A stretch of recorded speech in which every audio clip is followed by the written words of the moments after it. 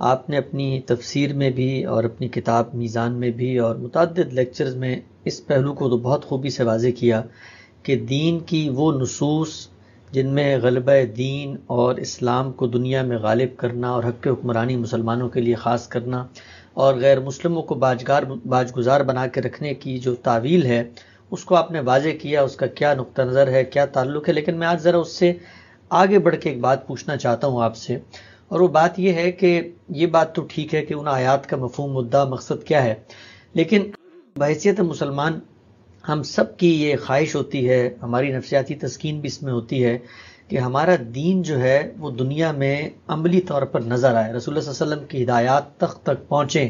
ہم ہر جمعے میں بھی دعا کرتے ہیں کہ اللہ تعالیٰ اسلام کو غالب کرے اور اسلام کا ہی بول بالا ہو، اللہم اعز الاسلام والمسلمین. اور وہ لوگ جنہوں نے پوری زندگی اس کام میں لگائی، اب آپ کی تعویلات سن کے ان کا دماغ تو اس طرف آتا ہے، لیکن دل میں یہ خواہش ہمیشہ اجاگر ہوتی ہے کہ کہیں نہ کہیں تو اسلام کو حکومت کی سطح پہ، ریاست کی سطح پہ، مسلمانوں کی اجتماعیت میں نمایاں طور پر دیکھیں. سوال میرا آپ سے یہ ہے کہ مجھے یہ بتائیے گا کہ اس نفسیاتی تسکین کو مسلمان کیسے حل کریں. آپ نے بعض گفتگو میں فرمایا کہ مسلمان تو اپنے اسٹیج پر اپنا حصہ لے چکے ہیں، اب تو انہی قوموں کو آپ مسلمان کریں. تو اس سے لگتا ہے کہ شاید ہم لوگ کوئی خواہش نہیں رکھتے یا آپ کی طرف سے وہ کوئی عرض نہیں ہے کہ مسلمان بھی دنیا کے اسٹیج پر آئیں. اس تسکین کا کیا حل ہے کہ ہم بھی سیاسی طور پہ، تہذیبی طور پہ، معاشرتی طور پہ دنیا میں غالب آئیں؟ دو تین چیزیں ہیں جو اس میں ملحوظ رکھنی چاہیے. ایک تو جس طرح کہ آپ نے خود اس کا خلاصہ بیان کیا کہ ہمارے دین میں ہمیں کیا چیزیں کہی گئی ہیں، کن چیزوں کو نصب العین قرار دیا گیا ہے، کن چیزوں کو اہداف کی حیثیت حاصل ہے، ہمارے سامنے دین کے احکام کیا ہیں، ان کی صحیح تعبیر کیا ہے. اس پر میں دسیوں موقعوں پر گفتگو کر چکا ہوں، میری کتابوں میں بھی اس کی تصریحات ہیں. ان آیات کو یا ان مقامات کو جن لوگوں نے غلط استعمال کیا، ظاہر ہے کہ یہ بتانا کہ اس میں تعبیر کے پہلو سے کیا خرابی واقع ہوئی ہے، یہ بھی ہر صاحب علم یا دین کے ہر طالب علم کی ذمہ داری ہے، اور یہ ذمہ داری پوری کرتے رہنے چاہیے، کیونکہ ہمارے لیے ہدایت کا منبع اور سرچشمہ تو اللہ کی کتاب اور اللہ کے پیغمبر کے ارشادات ہی ہیں. ان میں اگر کوئی چیز بیان ہوئی ہے اور وہ غلط سمجھی جا رہی ہے یا اس کی تعویل میں کوئی غلطی ہو رہی ہے تو اس کو واضح کرنا دینی ذمہ داری ہے. یہ ایک پہلو ہے. دوسری چیز یہ ہے کہ فطری طور پر اگر میں ایک قوم سے تعلق رکھتا ہوں، میں ایک گروہ سے وابستہ ہوں، میرا کوئی قبیلہ ہے، تو میں یہ چاہتا ہوں کہ اس کو برتری حاصل ہو. یہ جو تفوق کی جبلت ہے یہ شخصی سطح پر بھی انسان کے اندر ہے، اور جیسے ہی وہ اپنی کوئی شناخت پیدا کرتا ہے تو اس سے بھی وابستہ ہو جاتی ہے. یہ اگر آپ دیکھیں تو دنیا کی تاریخ میں جس طرح افراد کو ہم جب کام کرتے دیکھتے ہیں تو یہ معلوم ہوتا ہے کہ سب سے بڑی قوت جو ان کے لیے جذبہ محرکہ بنتی ہے وہ یہی تفوق کی جبلت ہے. یعنی جس طرح جنس کی جبلت خرابیوں کی طرف لے جانے کا باعث بنتی ہے، انسان کے علو، انسان کے ارتقاء کی طرف جو چیز اس کو دھکیلتی ہے وہ یہ تفوق اور برتری کی جبلت ہے. تو اس کا ظہور شخصی زندگی میں بھی ہوتا ہے. یعنی یہ ایک الگ بحث ہے کہ یہ حدود سے تجاوز کر جائے تو ظلم بن جاتی ہے، عدوان بن جاتی ہے، تکبر بن جاتی ہے، لیکن ایک درجے میں انسان کے اندر جو مسابقت کا جذبہ پیدا کرتی ہے یا آگے بڑھنے کا ذوق پیدا کرتی ہے یا کچھ چیزوں کو حاصل کرنے کے لیے مہمیز کرتی ہے، وہ ظاہر ہے کہ یہی جبلت ہے. تو یہ شخصی سطح پر بھی اپنا اظہار کرتی رہتی ہے. آپ دیکھتے ہیں کہ ہر آدمی اس تقاضوں میں ہوتا ہے کہ وہ تعلیم پائے، وہ کوئی کاروبار کرے، وہ زیادہ سے زیادہ کمائے، وہ دوسروں سے بہتر زندگی بسر کرے، آسائشیں حاصل کرے، آرام کے مواقع اس کے پاس ہوں. دنیا کے اندر اللہ تعالیٰ نے جو کچھ بھی خیر پیدا کیا ہے وہ زیادہ سے زیادہ اکٹھا کرے. تو سارے انسان آپ کو اسی تقاضوں میں لگے ہوئے نظر آتے ہیں. طالب علموں کو دیکھیں، کاروباری لوگوں کو دیکھیں، افسروں کو دیکھیں، ملازمت کرنے والوں کو دیکھیں، یہ شخصی سطح پر اس جذبے کا ظہور ہے. یہی چیز میں نے آپ سے عرض کیا کہ جس وقت انسان اپنی ایک گروہی یا اپنی ایک مسلکی شناخت پیدا کرتا ہے یا قومی شناخت پیدا کرتا ہے یا قبائلی شناخت پیدا کرتا ہے تو اس سے وابستہ ہو جاتی ہے، اور یہ بالکل فطرت کا تقاضا ہے. تو لوگ اس کی جدوجہد کرتے رہے ہیں. کتنے قبیلے ہیں کہ جو دنیا پر چڑھ دوڑے، کتنی قومیں ہیں کہ جنہوں نے دنیا میں اپنا علم لہرانے کی کوشش کی، اور جب ان کے پاس کوئی طاقت آ گئی تو انہوں نے یہ چاہا کہ وہ دنیا بھر کو اپنے سامنے مغلوب دیکھیں. یہ چیز بھی دنیا میں ظہور پذیر ہو چکی. بڑی سلطنتیں قائم ہوئیں، بڑے فاتحین اسی طریقے سے نکلے، اور ان کے ساتھ بھی کیا چیز تھی؟ ایک قومی تفاخر کا جذبہ تھا. یہی چیز جس وقت آپ کسی مذہب کو اختیار کرتے ہیں تو بالکل فطری طریقے سے اس مذہب کے ماننے والوں کے اندر بھی پیدا ہو جاتی ہے. یعنی میں اگر پاکستان سے تعلق رکھتا ہوں تو آپ دیکھتے ہیں کہ دو ٹیمیں بھی اگر کسی میدان میں اترتی ہیں کھیل میں بھی، تو میرے جذبات وابستہ ہو جاتے ہیں، اور میں یہ چاہتا ہوں کہ پاکستان کی ٹیم یا میں جس ملک میں بھی رہتا ہوں اس کی کوئی اس طرح کی صورت ہے تو اسے فتح حاصل ہو. یہی چیز قوموں کی سطح پر جو ایک مسابقت ہے وہاں بھی نمودار ہوتی ہے. تو یہ بھی بڑا فطری جذبہ ہے، یعنی اس کی کوئی مذمت کرنے کی ضرورت نہیں ہے. یہ مذہبی بنیاد پر ہو، یہ قومی بنیاد پر ہو، یہ قبائلی بنیاد پر ہو، ہمارا دین جو تعلیم ہمیں دیتا ہے وہ یہ ہے کہ اس کو ہمیشہ حق کا تابع رہنا چاہیے. اس میں انصاف کے خلاف کوئی کام نہیں ہونا چاہیے، اس میں کسی کے خلاف ظلم اور عدوان نہیں ہونا چاہیے، اس میں کسی کو نقصان پہنچانے کی کوئی خواہش نہیں ہونی چاہیے. یہ کھلے میدان کا مقابلہ ہو، اس میں مسابقت اور رشک کے جذبات تو ہوں لیکن حاسدانہ جذبات نہ ہوں، ظالمانہ اقدامات نہ ہوں. اگر یہ چیز نہیں ہے تو یہ جبلت اپنا اظہار کرتی ہے، شخصی زندگی میں بھی کرتی ہے. ایک شاعر آپ دیکھتے ہیں کہ وہ شعر کہہ لیتا ہے تو اس کی خواہش ہوتی ہے کہ ساری دنیا کو اٹھا کے سنائے اور لوگ داد دیں اس کو. تو انسان چاہتا ہے، یہ انسان کے اندر یہ چیز موجود ہے، حدود میں رہے، دوسروں کے لیے ظلم و عدوان کا ذریعہ نہ بنے، کسی کی جان مال آبرو کے لیے خطرہ نہ بنے.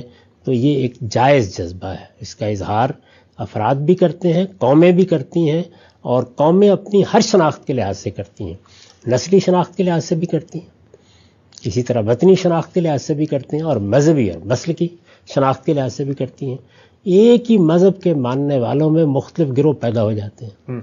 یعنی کوئی حنفی ہے، شافعی ہے، مثال کے طور پر کوئی اشعری ہے، کوئی ماتریدی ہے، کوئی دیوبندی ہے، کوئی بریلوی ہے. تو ان کے اندر بھی یہ چیز ہوتی ہے کہ ہمارا مسلک، ہمارا نقطہ نظر، اس کو دوسروں کے مقابلے میں ایک برتری اور تفوق حاصل. تو یہ میں نے عرض کیا کہ فطری چیز ہے. اس فطری چیز کا فطری حدود میں اظہار ہو، خواہش ہو، اس کو کوئی کنڈم نہیں کرتا. اچھا، ضرور اس میدان میں اتریں اور جد و جہد کریں، یہ دوسری چیز. تیسری چیز جو اس میں معافی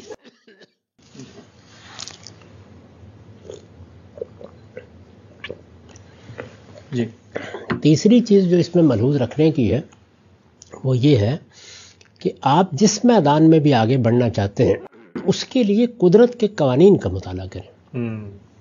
یعنی اللہ تعالیٰ نے اگر کسی میدان میں آگے بڑھنے کے لیے کوئی ایسی صلاحیت کو شرط بنا دیا ہے جو وہ خاص خاص لوگوں ہی کو دیتا ہے. یعنی میں اگر یہ فیصلہ کر لوں کہ مجھے سائنس میں کمال حاصل کرنا ہے لیکن میرا ایپٹیچیوڈ وہ نہیں ہے، میرے اندر اس کا فطری رجحان نہیں ہے، یا کوئی آدمی یہ کہے کہ مجھے غالب کی طرح کا شاعر بننا ہے لیکن شعر کہنا تو ایک طرف رہا، موضوع کلام کو اپریشیٹ کرنے کی صلاحیت بھی نہیں رکھی گئی. تو ایک یہ دیکھنا چاہیے کہ کیا فی الواقع آپ کے اندر وہ صلاحیت موجود ہے، اس کے لیے جو ضروری حالات چاہیے کیا وہ آپ کو میسر ہیں، اور اگر میسر نہیں ہے تو کیا آپ کے پاس وہ مواقع ہیں کہ جن سے آپ ان حالات کو سازگار کر سکتے ہیں. یہ دونوں باتیں دیکھنے کی ہوتی ہیں، فرد کی حیثیت سے بھی، قومی حیثیت سے. تو جو اگلی بات میں کہہ رہا ہوں وہ یہ ہے کہ جب بھی آپ دنیا کے اندر برتری چاہتے ہیں، آگے بڑھنا چاہتے ہیں، مسابقت اختیار کرنا چاہتے ہیں، تو آپ کا یہ اقدام حقیقت پسندانہ ہونا چاہیے. ٹھیک جائزہ لیں کہ آپ کہاں کھڑے ہیں. اس وقت مسلمانوں کا حال یہ ہے کہ وہ علم اور اخلاق کے لحاظ سے آخری درجے کی پستی میں جا چکے ہیں. اس میں ایک خواب میں دیکھوں، ایک آپ دیکھیں، ہماری قومیں دیکھیں، تو وہ خواب رہیں گے، وہ شرمندہ تعبیر نہیں ہو سکتے. میں نے عرض کر دیا کہ یہ جذبہ تو فطری جذبہ ہے کہ ہم آگے بڑھیں، ہمیں دنیا میں بڑا مقام حاصل ہو.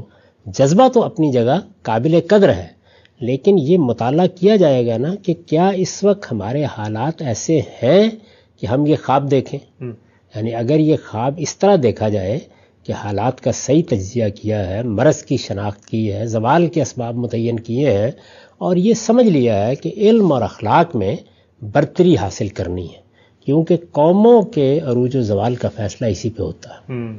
تو آپ صحیح میدان میں جدوجہد کریں گے. اس صحیح میدان میں جدوجہد جب آپ کریں گے تو اس سے کوئی خرابی پیدا نہیں ہوگی، اس سے اپنے لیے کوئی خطرات پیدا نہیں ہوں گے، اس سے کوئی غیر حقیقت پسندانہ اقدام نہیں ہوگا. ظاہر ہے علم میں برتری حاصل کرنے میں کوئی فساد نہیں پیدا ہوتا، کوئی بدامنی پیدا نہیں ہوتی. اخلاق میں برتری حاصل کرنے میں بھی کوئی چیز نہیں ہے. تو فرد کرے، افراد کے مجموعے کریں، قبیلے کریں، گروہ کریں، قومیں کریں، جائزہ لیں اپنا اور اس میں آگے بڑھنے کی صحیح کریں. تو راستہ ٹھیک متعین ہو، حالات کا بالکل صحیح تجزیہ ہونا چاہیے. یہ چیز لازم ہے. ہم مسلمانوں کا جو بڑا مسئلہ ہے وہ یہ ہے کہ ہم یہ جائزہ لینے کے لیے تیار نہیں ہوتے. ہم یہ چاہتے ہیں کہ بس ماضی کی جو کچھ بھی عظمت رفتہ تھی وہ کہیں آسمان سے نازل ہو جائے. اللہ کا ایک قانون ہے، اس کے مطابق ہی ہے. تو میں نے کبھی یہ نہیں کہا، اور میں اس کا اعتراف کرتا ہوں کہ خود میرے اندر اس کی شدید خواہش ہے کہ ہماری قوم میں علم اور اخلاق کے لحاظ سے بہتری آئے، وہ دنیا میں اعلیٰ اخلاق کا نمونہ بنے، وہ علم میں ترقی کرے، اس کی یونیورسٹیوں کو، اس کے علمی اداروں کو بھی وہی حیثیت حاصل ہو جو دنیا میں اچھی قوموں کے اداروں کو حاصل ہے، اور اس طرح بتدریج ہم اس مقام تک پہنچے. یہ اپنی جگہ پر ایک بڑی اچھی اور بڑی محمود خواہش ہے، لیکن اس کے حاصل کرنے کے لیے یہ لائے عمل ضروری ہے. یہ بات واضح ہونی چاہیے. اس کے بعد اسلام کو آپ دیکھیے تو اسلام کسی قوم کی قومی شناخت نہیں ہے. یعنی یوں نہیں ہے کہ ہم ایک نسل کے اندر پیدا ہو گئے ہیں تو ظاہر ہے کہ نسل ہماری شناخت ہے. ہم ایک وطن میں پیدا ہوئے ہیں تو اب جہاں چاہے چلے جائیں وطن ہماری شناخت ہے. یوں نہیں ہے، بلکہ یہ ایک پیغام ہے، ایک میسج ہے، ایک عقیدہ ہے، ایک نظریہ ہے. تو یہ تو کسی قوم کے ساتھ بندھا ہوا نہیں ہے. تو اس لیے اس کی برتری یا اس کے دنیا میں فروغ کے بارے میں جب بھی آپ غور کریں تو اس میں دعوت کی اسپرٹ ہونی چاہیے. یعنی اس کو اپنے ساتھ باندھ کے نہ رکھ لیں، اس کو دنیا تک پہنچنا ہے. اور دنیا میں جن قوموں کو اللہ تعالیٰ نے اس وقت دنیا کے اسٹیج پر نمودار کر رکھا ہوا ہے، یا جن کے بارے میں ہر آدمی جانتا ہے کہ مستقبل میں وہ نمودار ہوں گی، ان تک دین کی دعوت پہنچانا، پیغام پہنچانا، اور ان کے لیے دعائیں کرنا کہ اللہ تعالیٰ ان کا سینہ کھول دے، ان کے بڑے لوگ، ان کے دانشور، ان کے حکماء وہ اس دین کو سمجھیں. تو اگر یہ چیز ہوگی تو آپ دیکھیے کہ اسلام کے بارے میں جو کچھ بھی ہم اچھے جذبات رکھتے ہیں ان کا ظہور ہو جائے گا. تو دعوت کے پہلو سے خدا کے دین کو دوسروں تک پہنچانا، اپنے آپ کو علم اور اخلاق کے لحاظ سے بہتر کرنے کی کوشش کرنا، یہ ساری چیزیں بڑی محمود ہیں.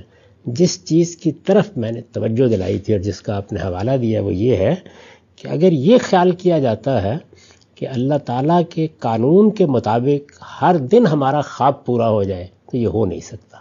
کیونکہ اللہ تعالیٰ نے قرآن مجید میں یہ بتا دیا ہے کہ وہ قوموں کو ایک ترتیب کے ساتھ، جس طرح سے آپ کرتے ہیں نا کہ فرض کر لیجئے کہ آپ نے کوئی دوڑ لگوانی ہے تو آپ کہتے ہیں اچھا پہلے تم دوڑو گے پھر تم دوڑو گے. تو اللہ تعالیٰ نے قرآن میں یہ بتایا ہے کہ قوموں کو ایک خاص ترتیب کے ساتھ وہ دنیا کے اسٹیج پر موقع دے رہا ہے. یہ موقع ہر لحاظ سے ملتا ہے. تو مسلمانوں کی وہ اقوام جو اس وقت مسلمان کہلاتی ہیں ان کو بھی یہ موقع 1-2 دن نہیں، 1-2 سال نہیں، بلکہ کم و بیش 800-900 سال کے لیے ملا ہے. اور وہ اس موقع سے جو فائدہ اٹھا چکے وہ بھی اٹھا چکے، اور جو اس مہلت کو فائدہ نہ اٹھانے کے نتائج تھے وہ بھی بھگت چکے ہیں. تو میں نے یہ توجہ دلائی ہے کہ یہ تاریخ تو ہو چکی. اب دنیا میں کچھ دوسری قومیں ہیں کہ جو اس میدان میں اللہ تعالیٰ نے نمودار کر دی ہیں، وہ اس اسٹیج پر کھڑی ہیں. ان تک خدا کا پیغام اور خدا کی دعوت پہنچانی چاہیے. اس کا ہرگز یہ مطلب نہیں ہے کہ اپنے آپ کو بہتر کرنا یا اپنی تعمیر کے لیے جدوجہد کرنا یا اپنے آپ کو علم و اخلاق کے لحاظ سے تزکیہ و تطہیر کے مراحل سے گزارنا، اس کی کوئی نفی کی جا رہی ہے. یہ کام بھی جاری رکھیے. اور میں نے کئی مرتبہ یہ عرض کیا ہے کہ بعض قومیں ہمارے ہاں، یعنی اس وقت کوئی 50-55 کے قریب ملک ہیں جو ہمارے ہاں اقتدار رکھتے ہیں یا جن کی اپنی حکومتیں قائم ہیں جہاں مسلمانوں کی اکثریت ہے. تو ان میں 2-4 ملک ایسے ہیں کہ جنہوں نے ترقی بھی کی ہے، جنہوں نے اپنے آپ کو بہتر بھی بنایا ہے. تو اس دائرے میں کہ آپ کی قومی زندگی اچھی ہو، آپ دنیا میں ایک ترقی یافتہ قوم کے منصب پر فائز ہوں، آپ کی طرف لوگ رجوع کریں، آپ کے ہاں علم و اخلاق میں بہتری ہو، یہ چیز ناقابل حصول نہیں ہے. دنیا کے اسٹیج کے اوپر آپ برتری کے مقام پر آ جائیں. یہ اس پر تبصرہ کرتے ہوئے میں نے کہا کہ وہ موقع آپ لے چکے. اب دنیا کی کچھ اور قوموں کو صدیوں تک اللہ نے یہ مہلت دے رکھی ہوئی ہے. دیکھیے، نہیں کہا جا سکتا کہ کبھی کسی اور کا موقع بھی آ جائے. ٹھیک ہے صاحب، بہت ہی تفصیل سے آپ نے اس موضوع پہ اظہار خیال کیا. کچھ چیزیں ضمنی طور پہ مزید بھی سمجھنا چاہتا ہوں. آپ نے فرمایا کہ یہ خواہش ہونا بہت فطری چیز ہے، لیکن اس کو روب عمل کرنے کے کچھ قوانین ہیں، ان پہ ہمیں چلنا پڑے گا. تو پھر مجھے یہ بتائیے کہ خلافت کے بارے میں آپ کا تصور لکھا پڑا موجود ہے، جو دینی نصوص سے لوگ استدلال کرتے ہیں، اس پر کیا آپ کا نیریٹو ہے؟ لیکن کیا دین سے الگ رکھ کے بھی مسلمان یہ خواب دیکھ سکتے ہیں، یا انہیں دیکھنا چاہیے ہے کہ کیوں نہ خلافت کا ایک انسٹیٹیوشن قائم ہو اور تمام ممالک، تمام مسلمان ایک جمعیت کے طور پر دنیا کے اسٹیج پر ایک مضبوط قوت کی طرح سامنے آئے؟ خواب دیکھا جا سکتا ہے دین کے تصورات سے علیحدہ کر کے؟ دیکھیے، بات یہ ہے کہ آپ نے دیکھا کہ یورپی یونین قائم ہوئی تو اسی دنیا میں قائم ہوئی، اسی زمانے میں قائم ہوئی. انہوں نے اپنا ایک متحدہ پلیٹ فارم قائم کیا. اسی طرح سے 50 کے قریب ریاستوں کے ایک مجموعے کو یونائٹڈ اسٹیٹس آف امریکہ قرار دیا گیا. تو یہ دنیا میں کوئی ایسا ناقابل عمل معاملہ نہیں ہے. اگر مسلمانوں کی مختلف ریاستیں بھی اپنے اندر کوئی نظم پیدا کرتی ہیں یا یونائٹڈ اسلامک اسٹیٹس کی کوئی صورت اختیار کرتی ہیں یا اس کا خواب دیکھتی ہیں، تو یہ بھی بہت اچھی بات ہے، ضرور ہو. لیکن یہ کیسے ہوگا؟ اس کے لیے بھی آخر کوئی عملی مقدمات ہوں گے نا. تو میں نے اس سے پہلے بھی عرض کیا تھا کہ اگر مسلمان اس کی اس وقت کوئی عملی صورت دیکھیں تو کیا وہ یہ ہے کہ کوئی ایک قوم نکل کھڑی ہو، پھر آپ گھوڑوں پر سوار ہو جائیں اور سارے ممالک کو فتح کر کے اس پر اپنا پرچم لہرا دیں. اس کا دور گزر گیا. آگے کیا ہوگا، اگلے زمانوں میں کیا چیزیں دوبارہ نمودار ہو جائیں گی، وہ ابھی مستقبل کے پردے میں ہے. اس وقت تو صورتحال یہ ہے کہ فتوحات کے ذریعے سے اس طرح کی بڑی سلطنتیں قائم کرنا، جیسی عباسیوں کی خلافت تھی، بنو امیہ کی خلافت تھی، یا عثمانیوں کی خلافت تھی، یہ اب ماضی کی بات ہو گئی. اس کا تو کوئی امکان نہیں. اچھا، رہ گئی یہ بات کہ اس وقت کی مسلمان حکومتوں کے مفادات یا ان کی معاشی سطح ایسی ہو جائے کہ مفادات ہی اس بات کا تقاضا کر رہے ہوں کہ وہ جمع ہو جائیں. بظاہر اس کے کوئی آثار نظر نہیں آ رہے. دوسری بات، اب ظاہر ہے کہ آپ اگر اس کی نفسیاتی تسکین کے پہلو سے کوئی اچھا لائے عمل چاہتے ہیں، تو میں کئی بار عرض کر چکا کہ وہ بات مولانا وحید الدین خان جو ہیں انہوں نے فرمائی تھی، اور بالکل ٹھیک فرمائی تھی. قابل عمل راستہ صرف وہی ہے، اور وہ راستہ کیا ہے کہ آپ کے ہاں حرمین کے منصب قیادت پر اس وقت جو لوگ فائز ہیں، وہ اپنی سیادت، اپنی حکومت، اپنی بادشاہت کو اسی طرح آئینی حکومت اور بادشاہت بنا لیں جس طرح کہ برطانیہ عظمیٰ نے بنا لیا، اور سارے مسلمان ملکوں کے ساتھ وہ تعلق قائم کر لیں، اور مسلمان ملک بھی کر لیں جو برطانیہ عظمیٰ کی بادشاہت کا کینیڈا اور آسٹریلیا کے ساتھ. واحد قابل عمل راستہ یہی ہے. پھر خلیفۃ المسلمین کا لقب بھی اختیار کیا جا سکتا ہے، خادم الحرمین ہے تو وہ بھی بن سکتے ہیں. لیکن یہ دونوں اقدامات کیا کرنے کے لیے تیار ہیں؟ یعنی وہ اپنے آپ کو ایک آئینی بادشاہت میں بدلنے کے لیے تیار ہیں، اپنے ہاں ایک جمہوری حکومت قائم کرنے کے لیے تیار ہیں، اور باقی مسلمان ممالک کیا ان کی یہ حیثیت تسلیم کرنے کے لیے تیار ہیں؟ تو ایک پرامن قابل عمل بنا بنایا راستہ یہ ہے. مسلمان اختیار کرنا چاہتے ہیں ضرور کریں. باقی یہ کہ اب کوئی علم لے کے نکلے اور کوئی سلاجقہ کی حکومت کر دے، کوئی خوارزم شاہیوں کی حکومت قائم کر دے، وہ زمانہ گزر چکا. ٹھیک ہے صاحب، اس موضوع کا آخری سوال جو میں آپ سے پوچھنا چاہتا ہوں وہ یہ ہے، آپ نے بڑے اصرار سے فرمایا کہ علم کے اندر، اخلاق کے اندر برتری پیدا ہوگی، اس میں افزونی ہوگی، تبھی آپ آگے بڑھ سکتے ہیں. ہم نے دیکھا کہ مسلمان ملکوں کی اگرچہ دیگر گون صورت ہے، لیکن بعض ممالک نے اس میں بہتری کی. ایک بڑی نمایاں مثال اس میں ترکی کی ہے. معاشی لحاظ سے بھی مضبوط ہے، یونیورسٹیاں بھی آگے بڑھ رہی ہیں، اخلاقی لحاظ سے بھی باقی مسلم ممالک کی نسبت ہمیں آگے نظر آتا ہے. یہی چیز ہے کہ وہ ان کو مہمیز فراہم کری. ہم دیکھتے ہیں کہ ترکی کی قیادت اب دنیا کے اسٹیج پر مسلمانوں کی ایک نمائندہ قیادت بننے کے لیے ابھر رہی ہے.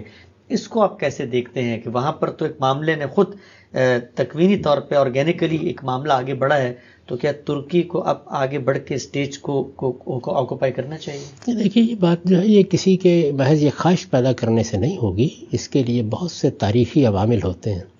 جس تجویز کی طرف میں نے اشارہ کیا، تاریخی عوامل اس کے حق میں فیصلہ کر چکے ہوئے ہیں. یعنی حرمین کو جو حیثیت حاصل ہے وہ ظاہر بات ہے کہ فطری طور پر حاصل ہے. اس سے پہلے اگر ترکی مرکز بنا تھا تو وہ عثمانیوں کی فتوحات کے نتیجے میں بنا تھا، فتوحات کا دور گزر گیا۔ تو اب تو کوئی پس منظر، کوئی ماضی، کوئی مذہبی بنیاد، کوئی ثقافتی بنیاد ہوگی نا، تو وہ بنیاد حرمین کو حاصل ہے، اس سے پہلے حاصل ہے۔ یعنی اگر کسی کو کہا جائے کہ مسلمانوں کا قلب کیا ہے، تو یہی کہ ہے نا جزیرہ نما عرب، وہاں پہ حرم ہے، وہاں پہ رسالت مآب صلی اللہ علیہ وسلم کا شہر ہے، تو ایک فطری پس منظر اس کو حاصل ہو چکا ہوا ہے۔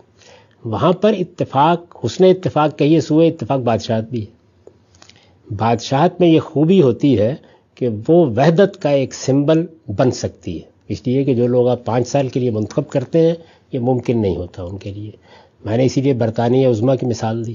کینیڈا اور آسٹریلیا جیسے ممالک ملکہ برطانیہ کو یہ حیثیت دیتے ہیں، تو آپ کے لیے آسان راستہ وہ ہے۔ اسی لیے میرے نزدیک اگر اس چیز کو حاصل کرنا ہے تو پھر آسان راستے کی طرف جانا چاہیے، یعنی وہ راستہ جس کے پیچھے تاریخی عوامل ہیں، جو اپنی ثقافتی بنیادیں رکھتا ہے، جس کے ساتھ مسلمانوں کے جذبات ویسے ہی وابستہ ہیں، جس کی برتری قبول کرنے کے نتیجے میں، یعنی خواہ وہ آئینی برتری ہو، قبول کرنے میں کوئی نفسیاتی رکاوٹ پیش نہیں آئے گی۔ اگر آپ یہ سمجھیں کہ فلاں ملک ترقی کرے گا اور وہ باقی سارے مسلمان ملکوں کے اوپر حکومت اپنی قائم کر لے گا، تو کیسے کرے گا؟ یعنی فتوحات کے علاوہ کوئی راستہ نہیں ہے، اس سے پہلے بھی اس کے بغیر نہیں ہوا تھا۔ اور جب فتوحات کے نتیجے میں بھی ہوا تھا تو کتنے بڑے بڑے علاقے تھے جنہوں نے اس کو قبول کرنے سے انکار کر دیا تھا، یعنی ہندوستان تک تو وہ کبھی نہیں پہنچا۔ تو اس لیے حقیقت کی دنیا میں کھڑے ہو کے باتیں کرنی چاہیے۔ یہ نہیں ہے کہ کوئی ایک ملک اگر ترقی کر جائے گا اور وہ برتر ہو جائے گا تو اس کے بعد باقی سارے کے سارے سرنگوں ہو جائیں گے۔ اگر یہی بات ہے تو اس وقت کے ترقی یافتہ ممالک جن کو آپ نے اپنے علاقوں سے نکالا ہے آزادی کی تحریکیں چلا کر، ان کو واپس بلا لیں، ویسے ہی مسئلہ حل ہو جائے گا۔